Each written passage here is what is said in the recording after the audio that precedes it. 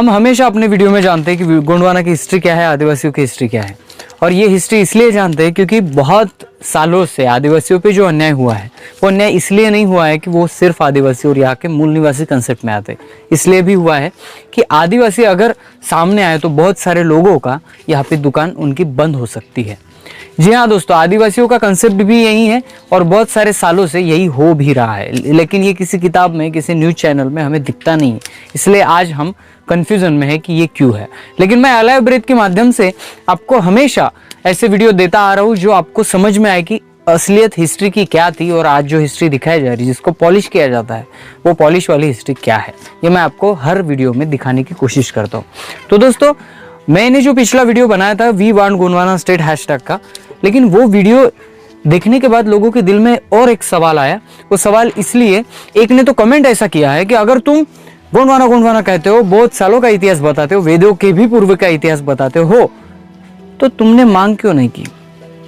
तुमने गोंडवाना राज्य के लिए यहाँ पे संघर्ष क्यों नहीं किया? तो मैं उन सभी लोगों को बता दूं कि मैं ऐसे ऐसे आपको मैप दिखा रहा हूं स्क्रीन पे, जो मैप कहते हैं कि ये गोंडवाना पहले से स्टेट था। जी हाँ दोस्तों, सीपी एंड बेरार का अगर आपने सुना होगा तो वो सीपी एंड बेरार यानी आज का उत्तर तेलंगाना भी गोंडवाना राज्य में आता है। जी हाँ दोस्तों, सेंट्रल प्रोविजन से बेरार का जब नाम लिया जाता है तब वो है गोंडवाना का एरिया, जाने कि आज का उत्तर तेलंगाना, उसे गोंडवाना कहते हैं। उसमें 4 गढ़ आते हैं। जी हाँ दोस्तों, मैं आपको उसकी इंफॉर्मेशन दे दूं, उसमें 4 गढ़ आते हैं। वो गढ़ है, पहला है गढ़ामंडला, दूसरा है चांदागढ़, तीसरा है देवगढ़ और चौथा है खेरलागढ़। ये 4 गढ़ आते हैं। उस 4 गढ़ के दौरान जो राज्य है वो गोंडवाना राज्य है। वो बहुत बड़ा इसका क्षेत्रफल है। इसके बारे में हम बाकी तौर पे जानेंगे। आज हम जानेंगे कि गोंडवाना में जो संघर्ष हुआ है, गोंडवाना के लिए जो संघर्ष हुआ है, गोंडवाना इस राज्य के लिए जो संघर्ष हुआ है, इसको कहीं ना कहीं दबा दिया गया है, कहीं ना कहीं इसको सामने नहीं लाया गया, इसलिए आज गोंडवाना राज्य की मांग पीछे पड़ी। बहुत सारे लोग कहते हैं कि यार तुम गोंडवाना कहते हो तो मांग क्यों नहीं बढ़ाते, आप लोग गवर्नमेंट को क्यों नहीं मांगते ये स्टेट? अरे भाई, हमने मांगने की कोशिश की है, लेकिन यहाँ पे जो कर्मी लोग हैं, जो ये शासन चलाते, उनको नहीं चाहिए गोंडवाना राज्य, और उन्होंने बहुत तरीके से झुटकार दिया है। इसका पूरा इतिहास तारीख डेट सहित मैं आपको बताने वाला हूँ। जैसे बात दोस्तों, मैं राहुल खन्ना के अलाइव ब्रेथ चैनल पे आप सबका स्वागत करता हूँ। दोस्तों, हमेशा की तरह मैं कुछ ना कुछ इंटरेस्टिंग लेके आता हूँ और आप भी सुनते हो, उसके लिए धन्यवाद।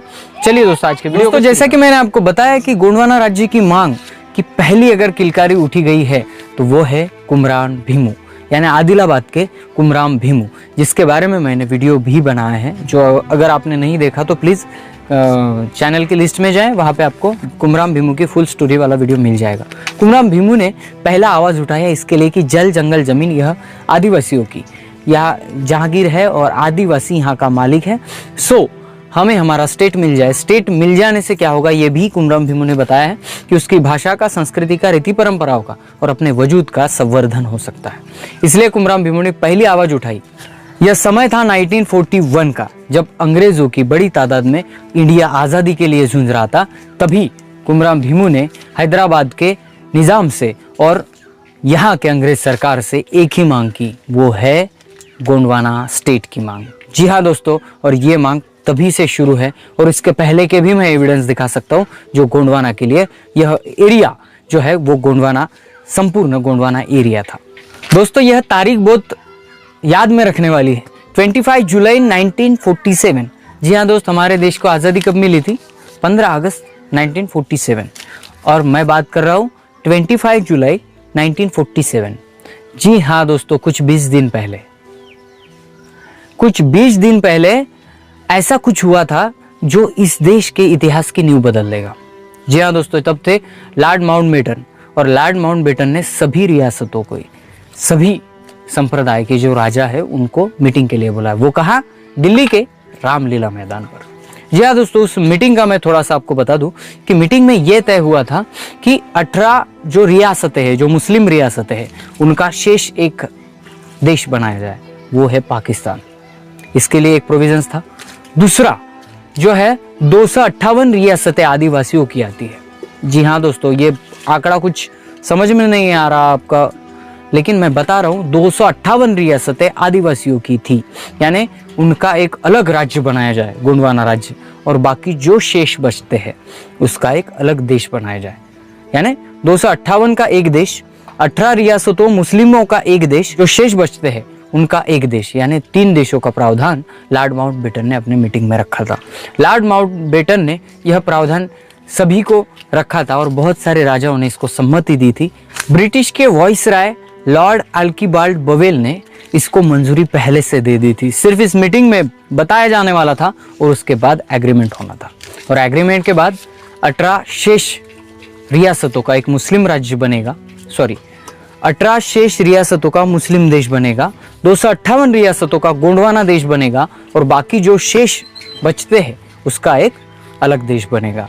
इस 3 एग्रीमेंट पे साइन होना था, लेकिन 18 रियासतों का मुस्लिम देश तो बना, पाकिस्तान बना, लेकिन ज्यादती हुई आदिवासी लोगों पर। और आदिवासी लोगों के जो 258 रियासतों की बात हुई, तब पंडित जवाहरलाल नेहरू और महात्मा गांधी इन्होंने इस बात को कहकर ठुकरा दिया कि आदिवासी पढ़े लिखे नहीं हैं, वो अपना देश चला नहीं सकेंगे, हम उनको पहले पढ़े लिखे करेंगे और उसके बाद ही उनको उनका देश सौंप देंगे। जी हाँ दोस्तों, इसके तहत इंडिपेंडेंट एक्ट के तहत ट्रांसफर ऑफ पावर एग्रीमेंट किया गया। जी हाँ दोस्तों, ये लीज मैं इसकी बात नहीं कर रहा हूँ, जो रेवेन्यू एक्ट है 1921 का, उसकी लीज 1969 तक थी।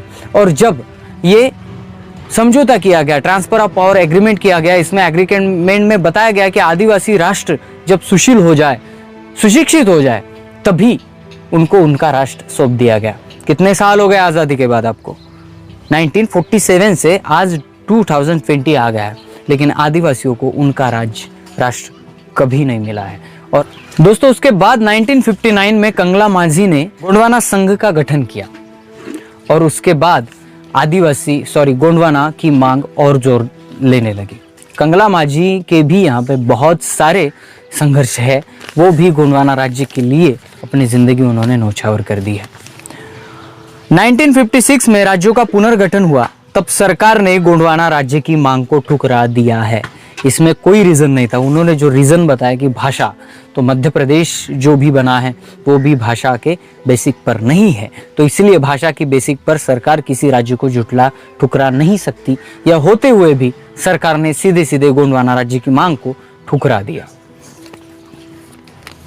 पानाबरस के राजा श्यामलाल शाह और राजनांदगांव के सांसद ने जब मांग की, तब पंडित जवाहरलाल नेहरू ने राजा श्यामलाल की इस मांग को ठुकरा दिया और राजा श्यामलाल शाह ने उसी वक्त अपना इस्तीफा दे दिया। 1963 को गोंडवाना आदिवासी सेवा मंडल के अध्यक्ष नारायण सिंह उइके ने गोंडवाना राज्य की फिर से मांग की और वहाँ पे विदर्भ के कुछ जो जिले हैं, चांदागढ़, देवगढ़ एरिया में जो जिले आते हैं, उन जिलों को गोंडवाना में सम्मिलित कर गोंडवाना राज्य की मांग की, लेकिन उनके भी मांग को लिया नहीं गया।